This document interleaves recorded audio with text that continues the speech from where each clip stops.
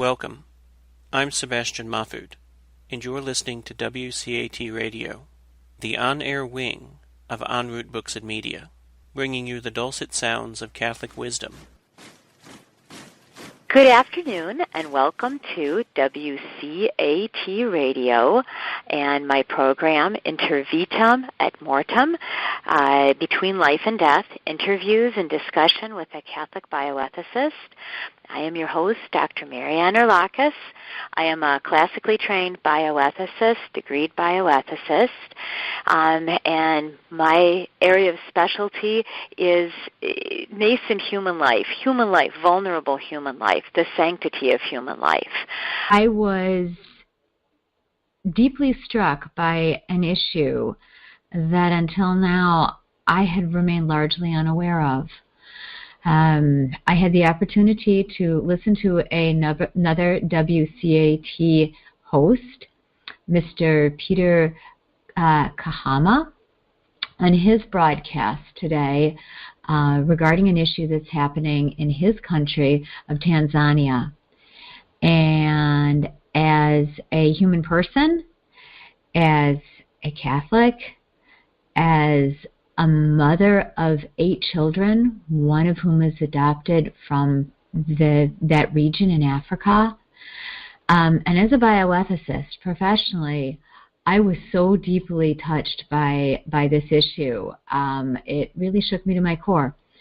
And we talk about human life and the sanctity of human life and what is happening in this country.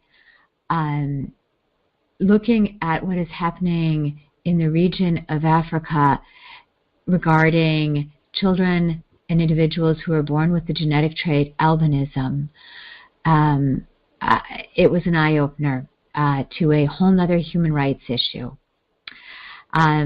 Before we launch into the show, let us begin with a prayer, as we always do. So in the name of the Father, and the Son, and the Holy Spirit. Dear God in heaven, the knowledge that you willed to create each and every human person in your own image and likeness fills us with wonder and awe. The gift of bearing the image and likeness of the Most Holy Trinity within our very being from the first moment of conception is a privilege and a blessing. And yet also it is a supreme mystery beyond the grasp of mere human comprehension. Fill us with a profound appreciation for the dignity of being created in the image and likeness of God. Help us to reverence this reality of the divine gift within our brothers and sisters. Grant us the grace to bear witness to the truth of the gospel by defending the sanctity of every human life, especially those who are most vulnerable and voiceless. We ask this through the intercession of the most holy and all-pure Mother of God, in the name of the Father, and the Son, and the Holy Spirit. Well, the issue at hand. I knew that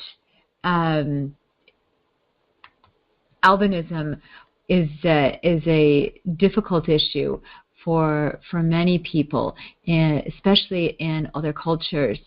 I had no idea the extent to which individuals with this particular genetic condition are persecuted, particularly in the country of Tanzania.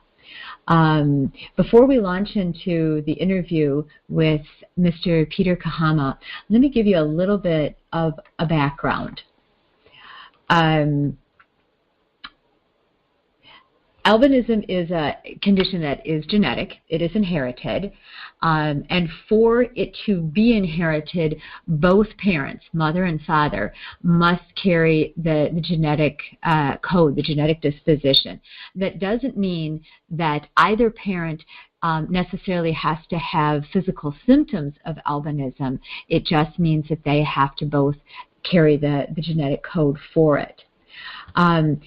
It is a relatively high prevalence in the populations in sub-Saharan Africa, particularly Tanzania.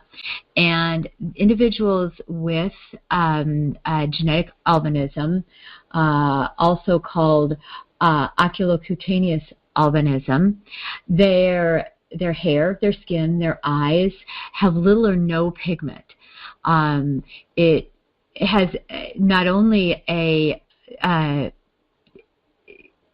issue in appearance, but there is also an issue in function.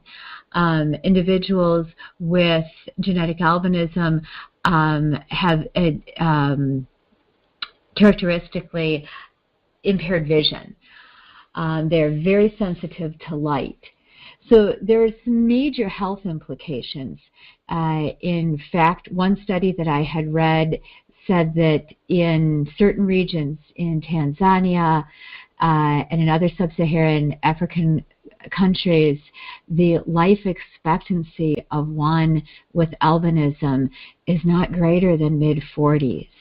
And it is not because of the inherent health risks, it is because of the discrimination and the ritual killing. The impact of albinism is particularly serious in these areas.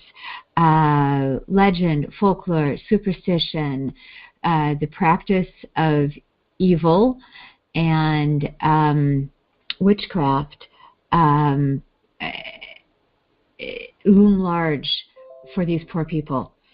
In regions of Africa, individuals that have albinism, they are often hunted down for their bodies. They are ritually killed and dismembered, and their body parts sold. Let that sink in for a minute. It's horrific. I know several folks who have albinism in the United States. They're wonderful people. They're good friends of mine. They are successful, professional, educated, have great families, wonderful individuals. To think that in another culture, they and their children could be hunted down because of their genes and the way their genes are expressed is absolutely abhorrent to me. And yet when we look at what we're doing here in the culture of death, the ruling recently in New York regarding abortion being legal up to delivery, in essence.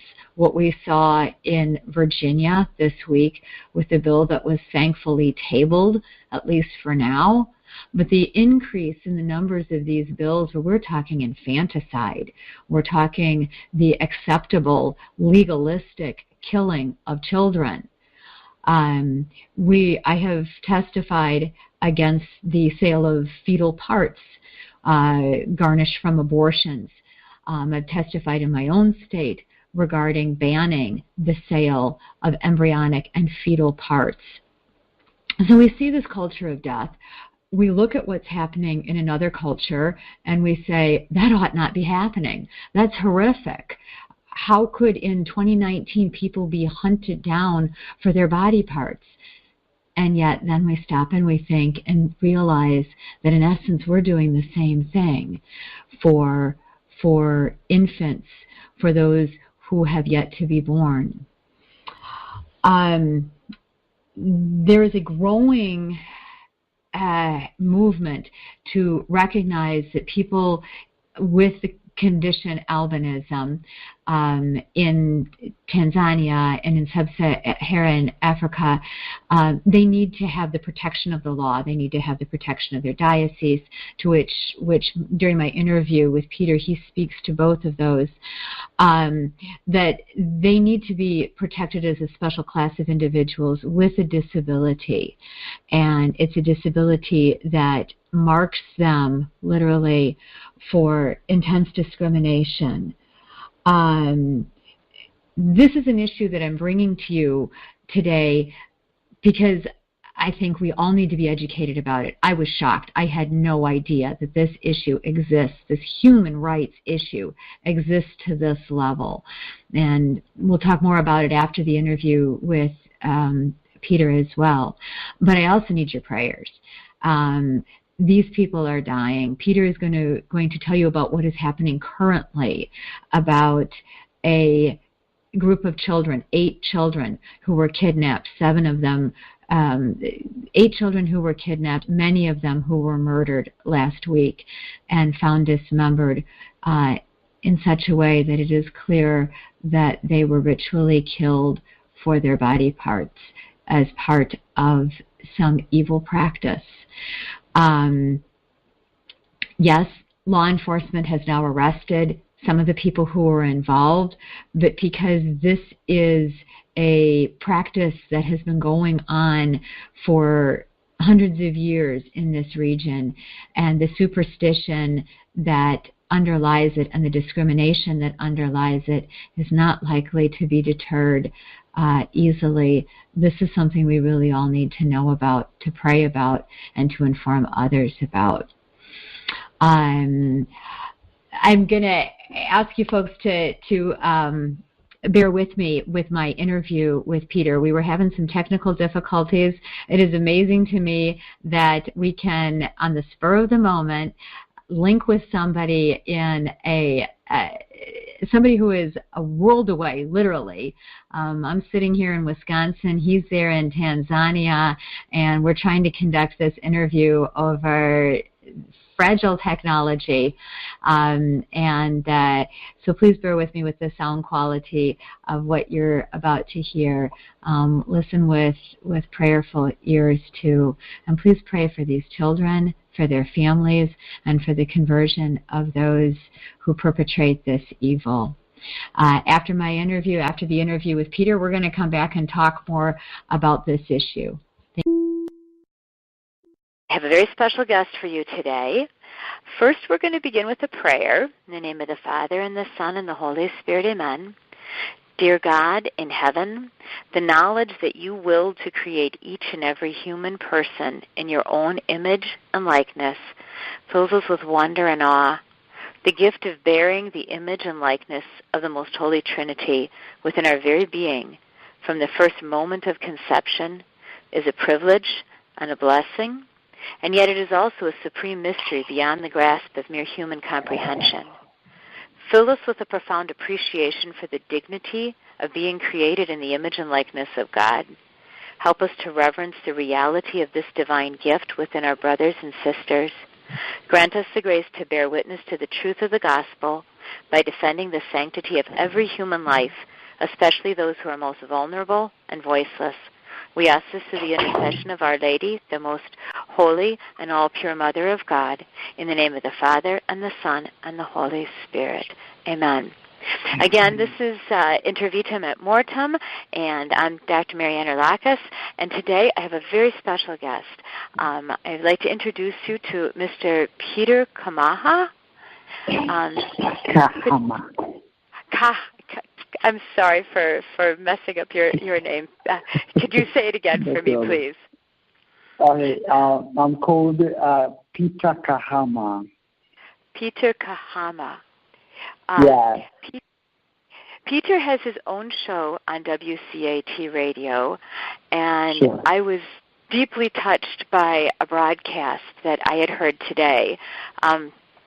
So I dropped my initial plans for today's broadcast and was able to make a connection with Peter, and I would very much like him to tell his story. Peter is from Tanzania, and could you tell us a little bit about yourself? Okay, Dr. Mary, I'm very glad for your invitation into this special show today. And as you have said, I am called Kahama Emmanuel Peter. I am working in the office of the Archbishop Paul Ruzoka from the Catholic Archdiocese of Tabora. So I am serving in his office as a legal officer.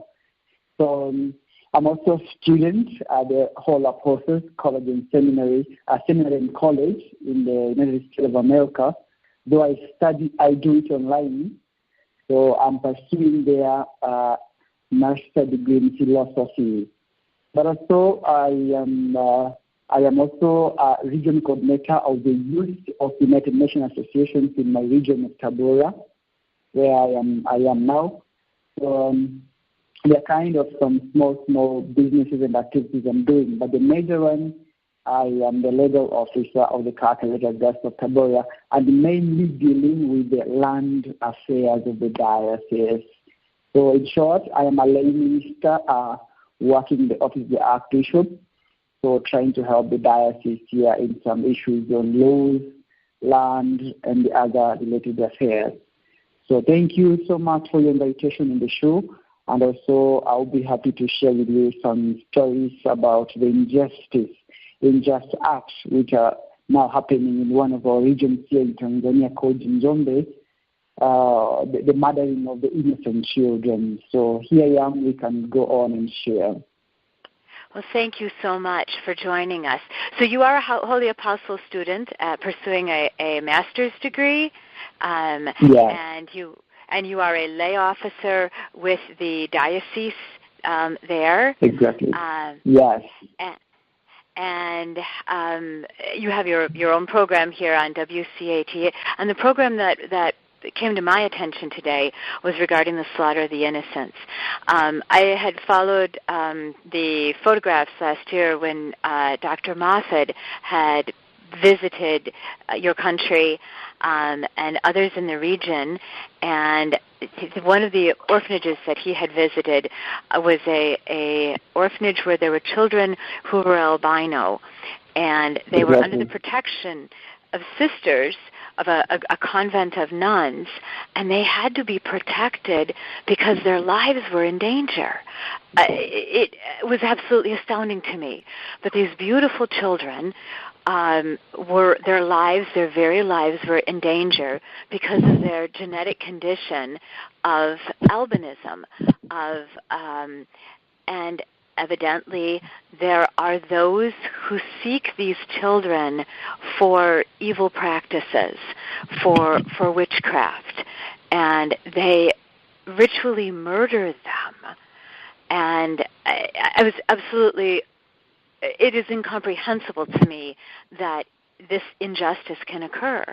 And then I heard your program and found out that it is occurring right now. Could you tell me about what happened last week? Thank you so much, Doctor.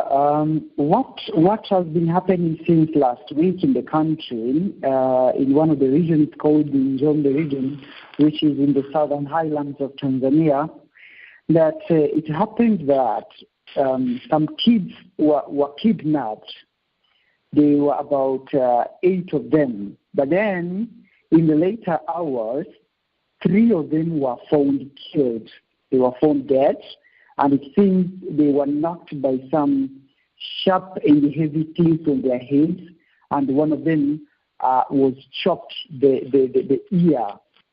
So those 3 children who were killed on that day were coming from a very, very same family. It was one of them was just 11 years old, who was called Godliver Mwenda, and another one was called Gaspar Nziku, who was just 8 years old, and another one was called Gilbert Nziku, who was just 5 years old. Now, after that, it drew more attention of the people that 5 children were missing. So people, while they were still searching for those other children, then in the following moment, again, other children started also getting missing.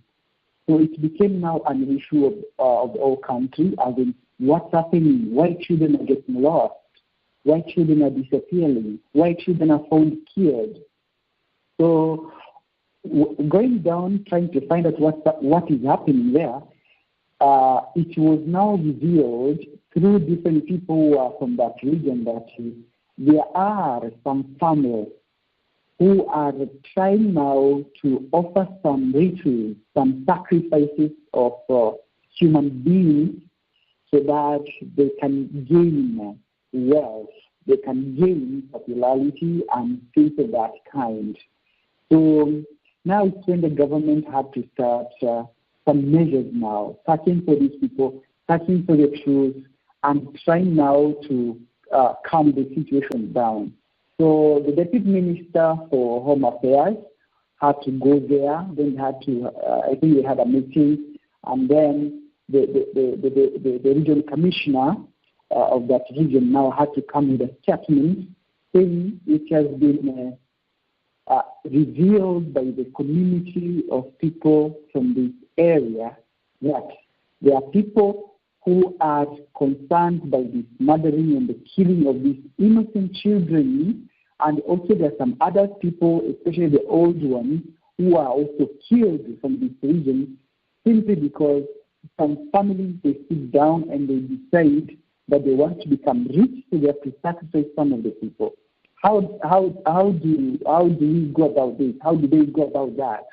How do they believe that if I kill this person, I'll become rich? So it came to be like there are people who are practicing witchcraft, of which now these witch doctors, they are the ones who are telling them, now we need you to bring a special sacrifice of some special people in your family. Then when you bring these people to me here, maybe some special parts in their bodies or blood or something from them, then there are also some other things, maybe from the trees or what. So they mix up with them. Using witchcraft, these witch doctors now, they command them, and these people now, they can see some effects and they gain what they want. So instead of people working hard, now they have turned their life changing to attain development and to attain economic wealth through shortcuts, which are always long cuts. So it has now become the question of the injustice to these young people who are very innocent. Their lives and their dreams are just shortened. Now the government is really trying to stop this, but now the question comes in, it seems there are very rich people who are concerned with this. There are also some political figures who are concerned with this. So now you see when there are rich people involved in these things, especially in countries like ours, it's a bit hard to deal with the matter. Because whenever you try to open your mouth or what, then these people will always tend to come up and stop you. But we believe that as we have been having a serious cases on the issues of albinism, the children with albinism, they've been really killed in some years, like 2 to 3 years. It was a very serious case. So many of them died. And it was believed that those who are practicing those things, because I had to ask some adults, some elder people, why people believe that a part of an albino can give him or her wealth.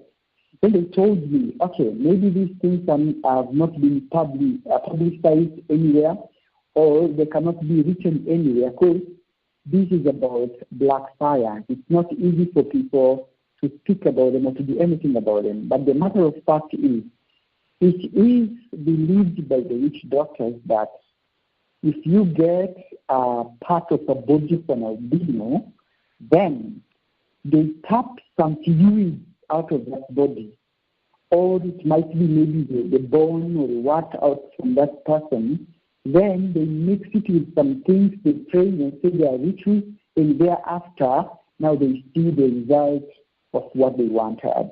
So it seems there have been politicians, there have been people in the mining areas, and there have been people in the business have been doing these things. But when the government had to really work hard on this, it went on getting off. But it's still, till this moment, most of the children that believe in their families, they are not at peace.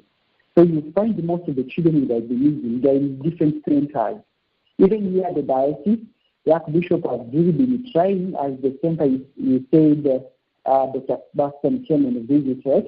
It was all the efforts of the Archbishop, seeing how he could help these marginalized people. Even in the Archbishop's house, he has one of the albinos. Archbishop is taking care of him. He took him at school, and he is staying here. So that's a very serious question now. People that have changed now from the children with albinism because they saw the government was very serious on that. Now they have gone to other children now. So now it's any children who is found or who is targeted has to go. It has become a very serious thing. People are very worried now, especially in that region. Parents are really, really worried, and some of them, they cannot even go for their normal daily schedules because they are worried if I go, what will be next about my child?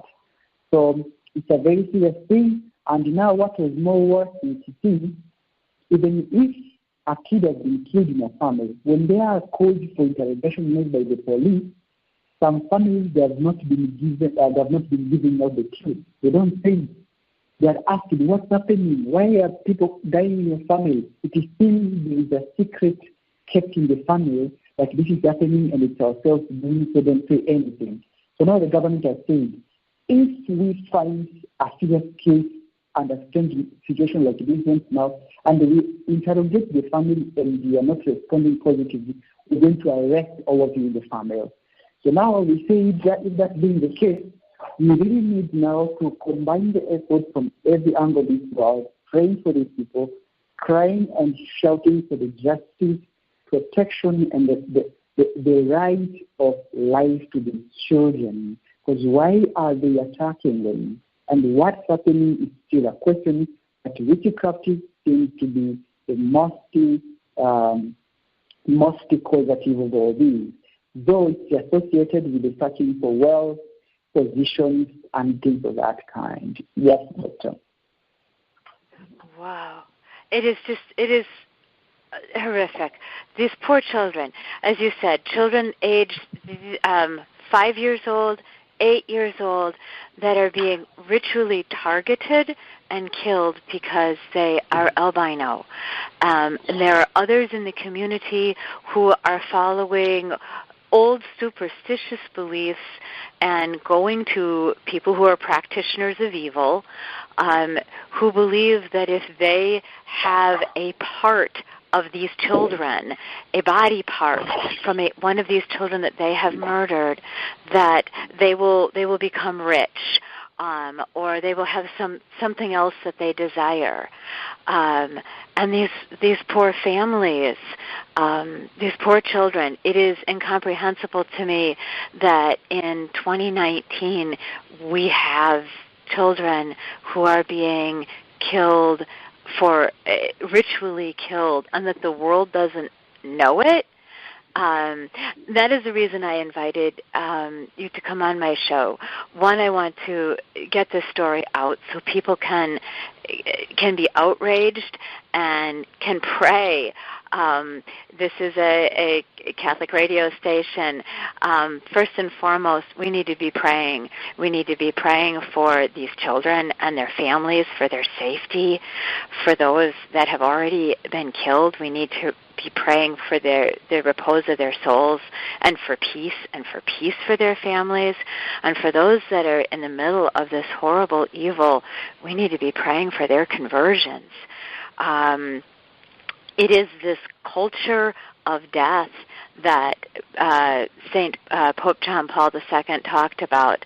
The link between abortion, birth control, human sacrifice of these children, it is no different what is happening in the other countries, in researchers' laboratories with the unborn and the frozen embryos. What is happening here, it is equally horrific. It is a culture of death. It is the view that life is not from God and it is not sacred, and it's mistaken. We know that every human person is created in the image and likeness of God, that it is a unique and dignified gift that God has given to each of us, and that every human life is inviolable. It is outrageous what is happening to these poor little ones. Is there anything besides, well, you mentioned that government officials, the diocese, there are many people who are crying out right now because of this outrage, correct? Yeah, sure. The government now has really, of course, like those who did the murdering of those 32 children that have been arrested already. And now we are having about 7 children who have been killed already within this 1 week. And the government have arrested most of the people, and we believe the national security is really working on this, because it's something which cannot just be done easily. But we believe the national security is working on this, and the ministry dealing with the Home Affairs, which is the police and the safety and security of the citizens with their properties, has already given out a statement of condemning what is being done, what's happening in Njomba, and they've said already they are seriously working on the situation. As the case of albinism, the way it was ended in the Lake Zone region, because especially in the areas where gold mines and diamonds were mined, in those areas it's where albinos were really killed. But then the government had to intervene, and they really searched for everyone who was involved in that, and that case went almost up to 0 cases. So if you believe even in this, no sooner the government will work on this, because they've already said that. But there are also different organizations in the country here, NGOs, churches. Now they are talking, they are praying, and condemning about the same.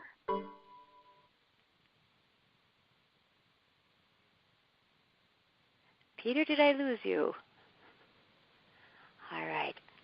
I think I might have lost my guest here. We are the intricacies of trying to have a conversation with somebody in Tanzania who is in a 9-hour time difference and technology. I am grateful for his presence on this show and the story that he told. We need to be praying for this. These are our brothers and sisters, and they are being slaughtered merely because of their genetic makeup, because they are albino, and they look different. And there are those who believe that they can use their parts, the tips of their ears, and other parts ritually. It is just horrific. Peter, are you back? Yes, I'm back. Good. Technology. I'm amazed that we are able to have this conversation across 9 time zones and a whole lot of ocean. So thank you. Thank you so much. I'm very happy also. So I was just explaining again to the listeners what is happening with these children, that merely because of the genetic makeup, they are being sacrificed, that the tips of their ears and fingernails and other body parts are being given to those who have evil in mind, and they are making money off of the people who come to them seeking evil to be able to have something in their life, money, a car, whatever it is they want. And these poor children are being sacrificed. They are being used as a means to an end.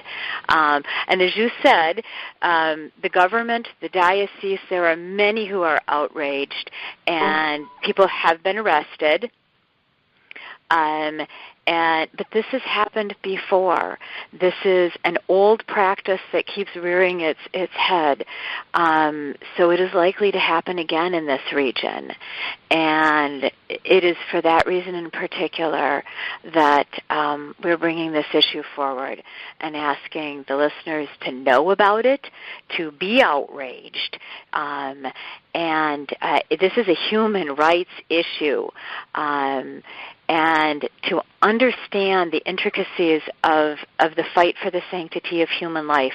We are fighting for the unborn, we are fighting for the frozen embryos, and we are fighting for these poor albino children in Africa who are being ritually killed and sacrificed to evil merely because of who they are. This is so wrong. Please join us in becoming educated about the topic and realizing that it's happening, and in praying.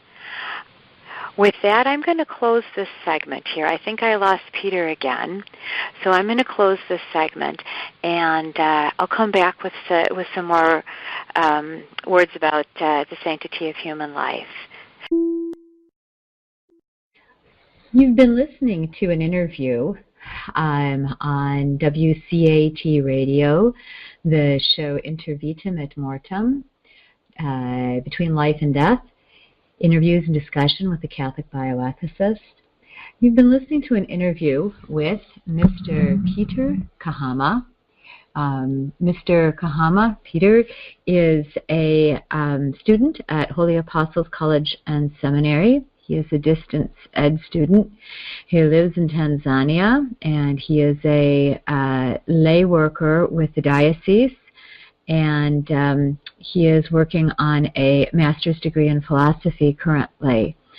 He has his own show, The Voice of Hope, on WCAT Radio, and this week's edition of his show featured the program The Slaughter of the Innocents in Njomba, I know I'm messing up the name, sorry, Tanzania, and aired February 3rd. I was deeply struck and scrapped my plans for what I had intended to bring to you today and asked Peter to come on my show and allow me to interview him, to bring to light again the things that he was speaking of regarding the ritual killing of children who have the genetic condition of albinism. The children that he's speaking of, the children that you just heard in the interview, there were 8 children who were kidnapped, and many of them have been found murdered and dismembered within the past week. As Peter had said, the law enforcement is involved, and there are individuals who have been arrested. But this is a practice that has existed in this region for hundreds and hundreds of years, and it is not one that is going to be easily eradicated. Let me give you some background here. As a bioethicist, I look at this as an enormous human rights violation. I look at this and see issues that are just screaming for our attention. And I look at the things that are happening in our own country regarding the sanctity of human life, the sanctity of the lives of the unborn, much in the news with the recent legislation in New York. And there's a parallel between what we're doing here and what is being done there. And any outrage we feel for what is happening there, we also have to feel for what is happening in here. We need to see the sanctity of human life is a continuum from the moment of conception until natural death. As we are made in the image and likeness of God and bear that dignity, each human life is inviolable. And when the ritual killing and dismemberment and sale of the parts from these children with albinism in Tanzania parallels directly to the killing of the unborn and the sale of their parts in our own country. Persecution of people with albinism is common in that region of the world. It is based on the superstitious belief that the body parts of these individuals can transmit some type of magical powers. It is kind of a dichotomy because these individuals are seen as cursed because they are born looking different, and yet their body parts fetch a high price tag because they're believed that they have special powers attributed to them. The superstition exists in parts of the African Great Lakes region. It is common in sub-Saharan Africa.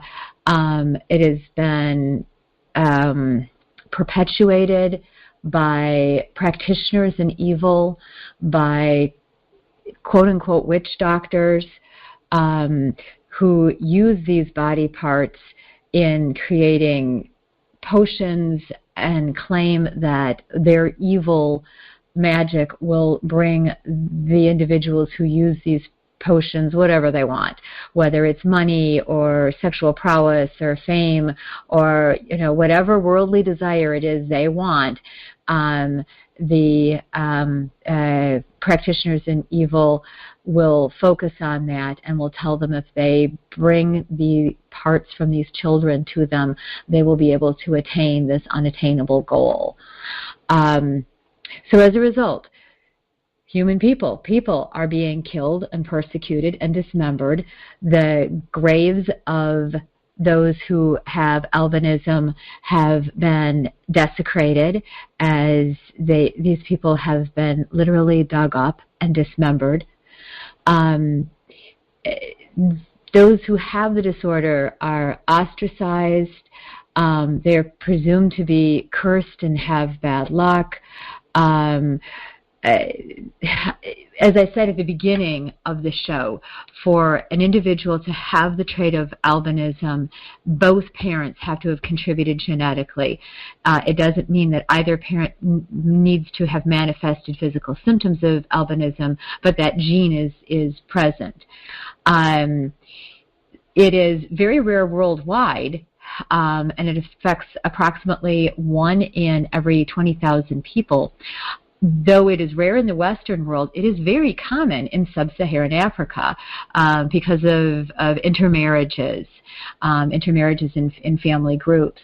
So both parents may not be affected, but both parents must carry the gene if it is to be passed on. And it occurs both in males and females. It's not specific to any race or ethnic group. There are statistics that have demonstrated that in Tanzania, about 50% of the people there have a relative that has albinism. Let me repeat that. That's huge. The rates of albinism are higher in Tanzania than they are anywhere else in the world. So about 50% of the indigenous residents of Tanzania have a relative that has albinism. So there are very few that understand the genetic ramifications. There's still the belief that if someone has a disorder because they look so very different, that they are cursed or are bad luck. Women bear the brunt of this when they give birth to a child that exhibits albinism. Often it is perceived by their husband and by others in the family group that they have been unfaithful, that they have been cheating, and that the child is the product of an adulterous relationship with someone who is white, Caucasian, or that it is the product of the wife and a ghost, believe it or not. There is much superstition, many misconceptions, lack of education, folk tales, superstition, witchcraft, and for many of these folks, because the superstition has been passed down from generation to generation, even in the face of scientific information, there is something that is culturally part of the memory that people will grasp to, even if they know and understand the science at times. Statistically, this is a startling number. Statistically, 98% of those with albinism in Tanzania die by the age of 40 for reasons that could have easily been prevented. That's huge. That's huge. Our brothers and sisters with a genetic disorder are dying because they are being marginalized, because they are being hunted and ritually killed, because they don't have the same access to the basics that everybody else has because they're being excluded because of something that is manifest in their genes. In Tanzania alone, individuals with albinism represent 1 in approximately every 1,429 births. There is no other nation that has this rate of albinism. There is the numbers of just how many individuals have albinism in Tanzania. I've seen lots of estimates, but truth be told, we don't know. Up to 17,000 undocumented individuals with albinism and close to 7,000 that are officially registered. Just as an aside, there are Christian organizations that do protect individuals with albinism. People with albinism, I believe in my earlier segment when I was taping, I may have referred to them as albinos, and that's a term that is not preferred. Individuals with albinism preferred to be called individuals with albinism. They are individuals first. They are human persons. And their genetic disorder is not what they want to be defined by. So to call someone an albino kind of relegates them to what their disease is. So back to individuals with albinism. The rate is huge in Tanzania. They are thought to have the largest population in Africa and in the world. And they are very persecuted, not only in Tanzania, throughout Africa. As I mentioned earlier, fathers often suspect the mothers of these children of having an adulterous relationship and believing that the child was conceived outside of wedlock, and therefore they persecute the mother and the child. And it's not just the fathers. Even if the father understands, his family and her family largely will not. And so the relatives of these children persecute, ostracize, make their lives very, very difficult, and often are among those who are willing to trade or sell or bargain with these children, with those who are practicing evil. So these children are seen as unwanted, as a bad omen, as cursed.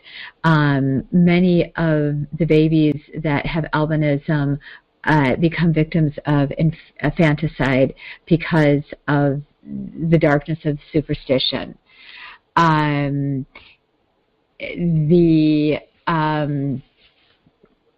As an aside, also, now with the prevalence of HIV/AIDS in the region, there are those who have taken the superstition to the level of believing that these children, whatever they have, the fingernails, the hair, the blood, the bone, the potions that are made by the practitioners of evil, that these commodities would be a cure for AIDS or some type of magic talisman that would ward off AIDS. Clearly that's not true, but people are willing to buy these children and their parts as commodities. Again, I'm reminded by testifying against the use of fetal parts in the United States, and sitting there toe-to-toe with the dean of a certain medical school and all the promises that he was giving for fetal parts. We'll never cure AIDS if we don't have the fetal tissue. We'll never cure Alzheimer's. We'll never cure this or that. Well, have you cured it yet? No. We have very few cures in this world. We have treatments, we have medications, we have things that extend life, But whenever someone waves that magic carrot in front of us and says, if you sacrifice one for another, we'll have a cure, it should be held as suspicious. And looking here to what's happening in Tanzania and in other countries regarding these individuals with albinism, how they are treated, how they are hunted, and what is happening to them, and then taking a look in a parallel to what we are doing in this country with the sale and trafficking of fetal parts from aborted children, with the nebulous promise of some cure. We're doing exactly the same thing and are equally complicit. So the main driving force, as Peter indicated, is this promise of wealth, of fame, of sexual prowess, of some type of benefit that the individual who is willing to purchase these commodities does not have. And family members are willing at times to kill their own nieces, nephews, grandchildren, members of their family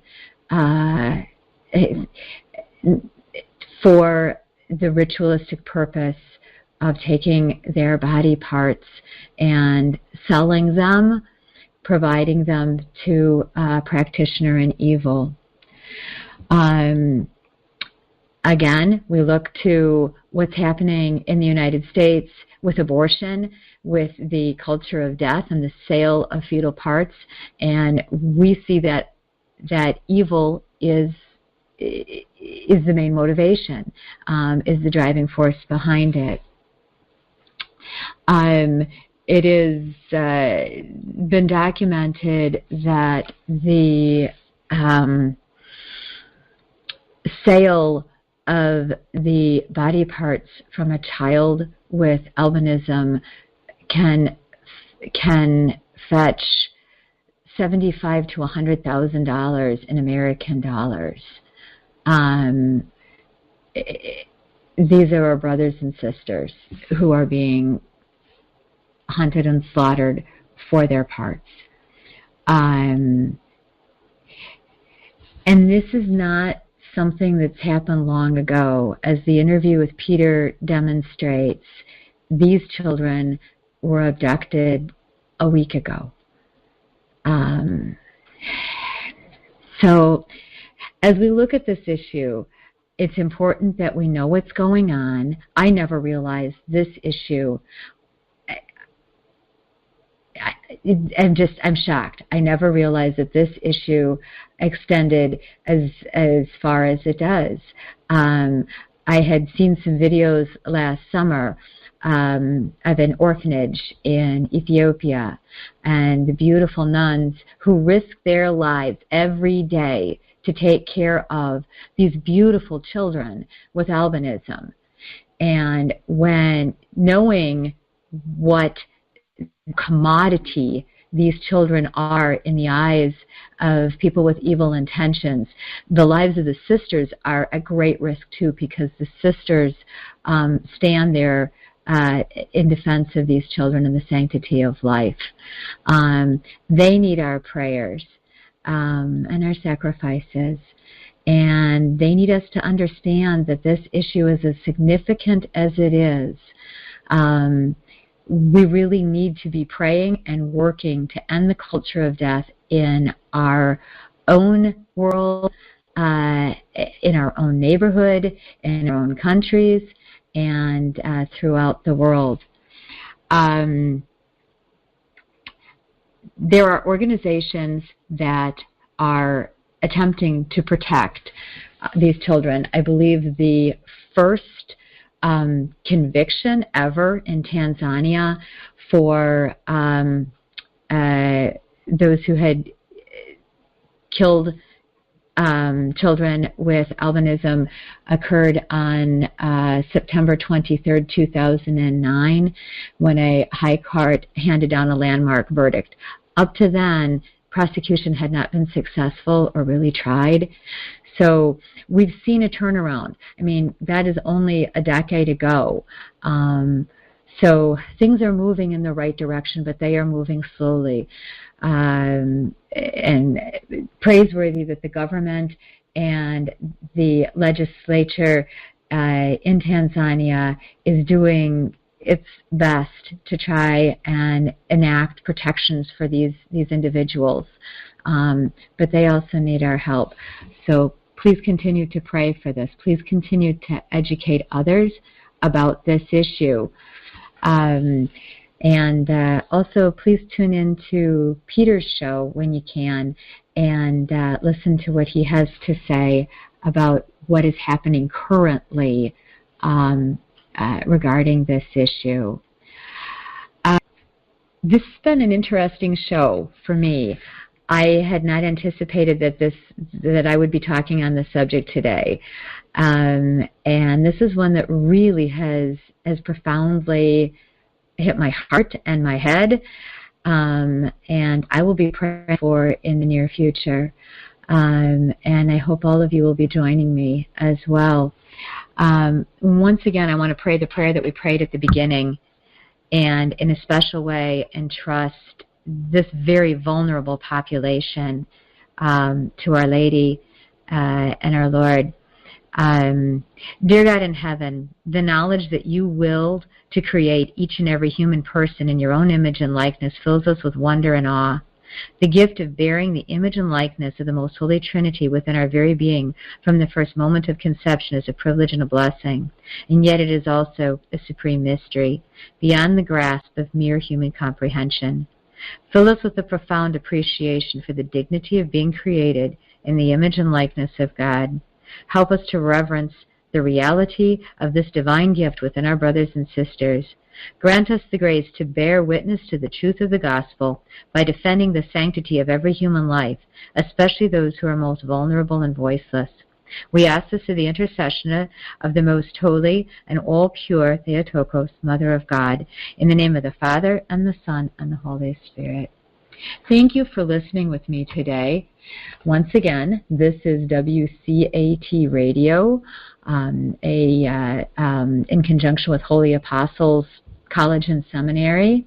I am Dr. Anne Urlakis, and you have been listening to Inter Vitam et Mortem, Between Life and Death, discussion and interviews with the Catholic bioethicist. Thank you so much for tuning in. God bless you. We hope you enjoyed the program and will join us back for another show on WCAT Radio. This is Sebastian Mahfood. Good day.